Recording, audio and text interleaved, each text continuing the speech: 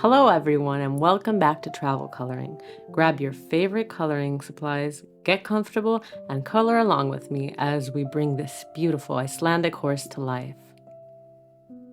While we color together, I'd like to tell you the story of a woman whose name has almost disappeared from history, even though she lived a life that most of us couldn't even imagine. Her name was Guðríður Þorbjarnardóttir. She wasn't a queen, she wasn't a warrior, and she certainly didn't set out hoping to become one of history's greatest travelers. Yet somehow, that's exactly what happened. Our story begins in Iceland around the year 980. At the time, Iceland was still a very young country. The first Norse settlers had only arrived about a century earlier, and life here was anything but easy.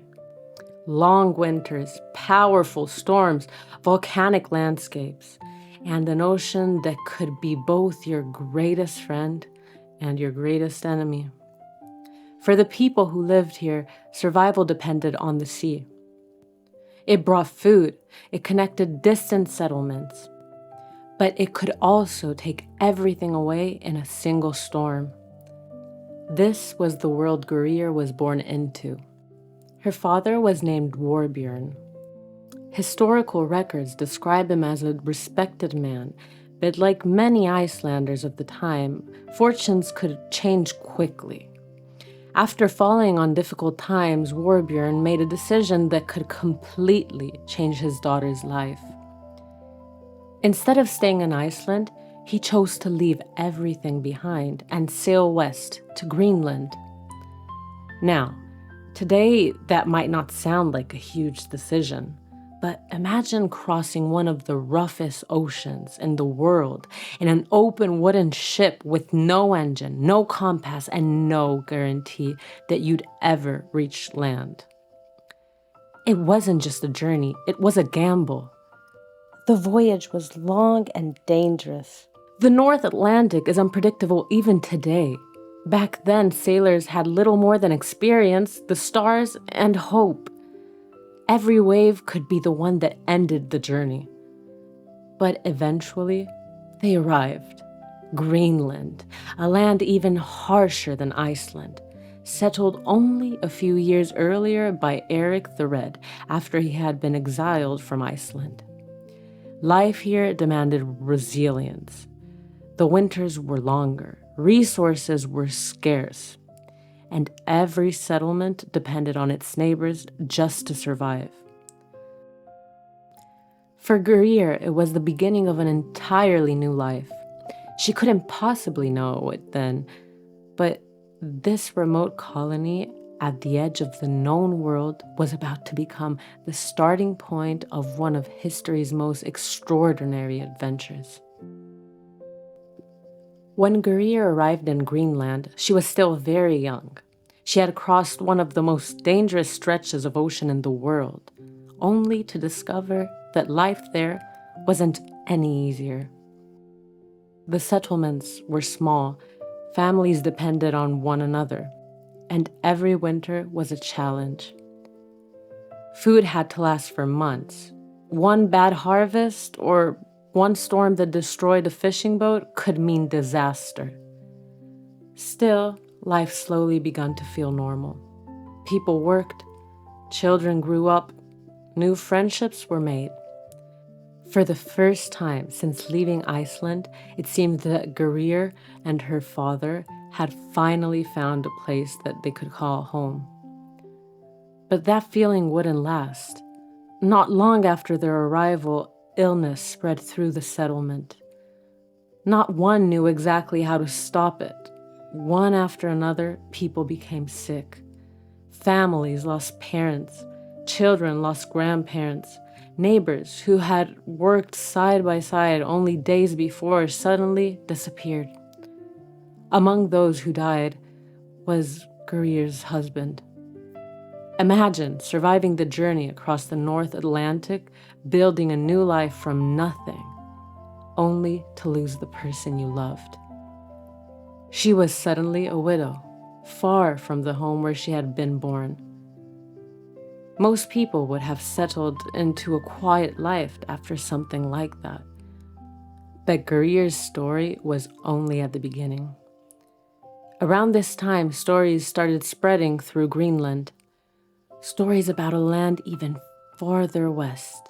A place where wild grapes grew, where forests stretched for miles, where timber was plentiful, unlike the rocky landscapes of Greenland. To the people living there, it almost sounded too good to be true. That place became known as Vinland. Today, most historians believe it was somewhere along the coast of North America. Centuries before Columbus, a handful of Norse explorers had already reached its shores. One of the people connected to those voyages was Leif Erikson. You've probably heard of his name before. He's often remembered as the Viking who reached North America long before any other European explorer. But what many people don't realize is that Guðríður's story was about to become closely connected to his. Not because she wanted fame, and not because she was chasing adventure, simply because she made a decision that most people would have considered unthinkable.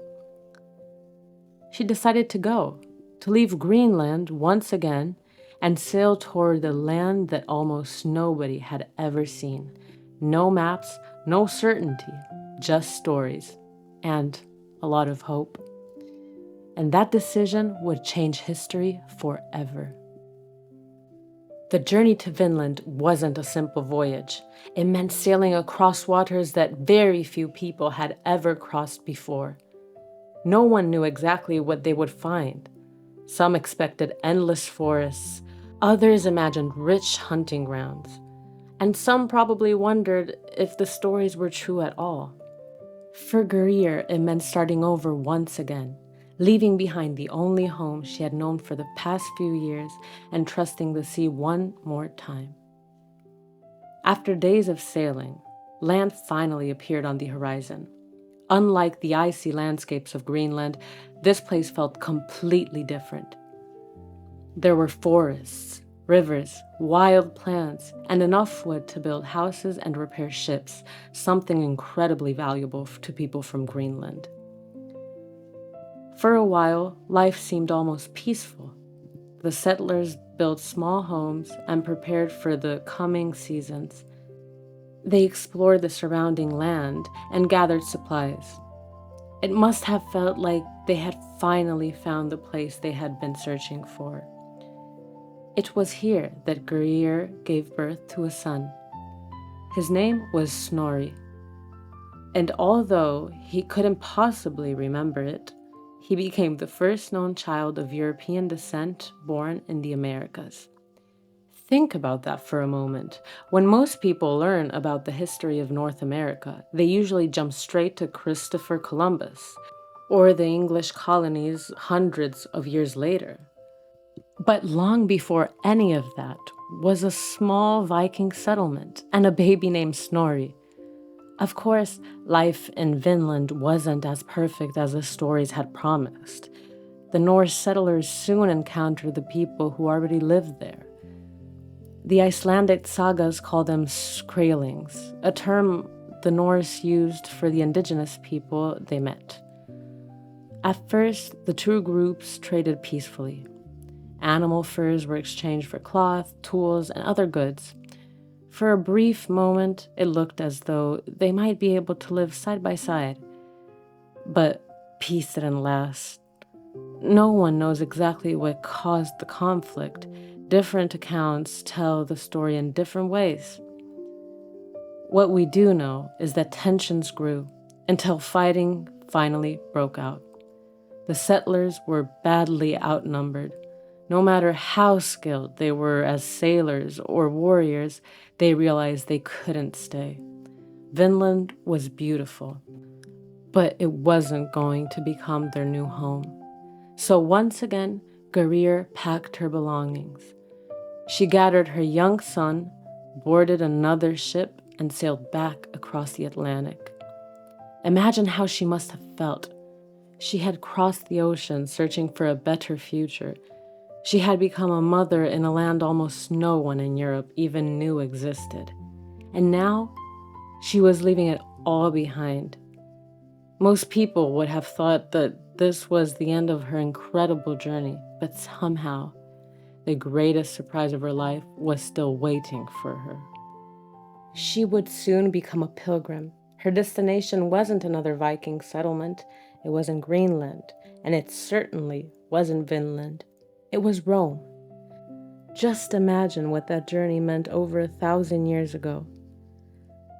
Thousands of kilometers on foot and by ship, crossing countries with different languages, customs, and landscapes.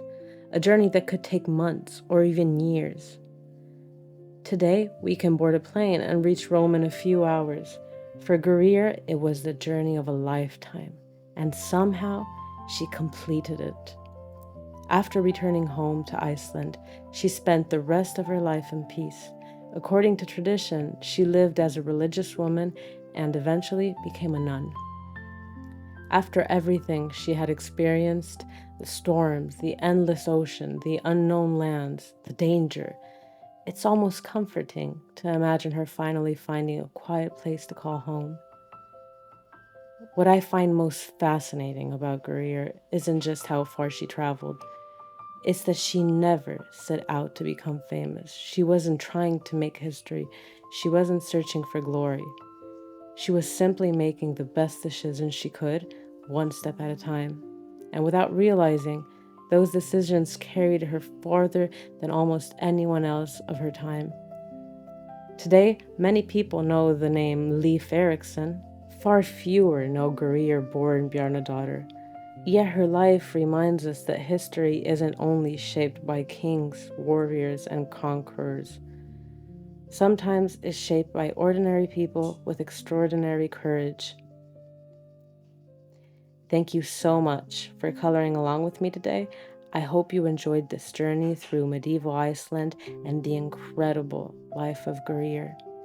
If you'd like to color this Icelandic horse yourself, along with many more travel-inspired coloring pages from around the world, you'll find them in my Etsy shop. The link is in the description below. If you enjoyed today's story, don't forget to subscribe so you won't miss our next relaxing coloring journey. Until the next time, take care, keep coloring, and most importantly, keep exploring.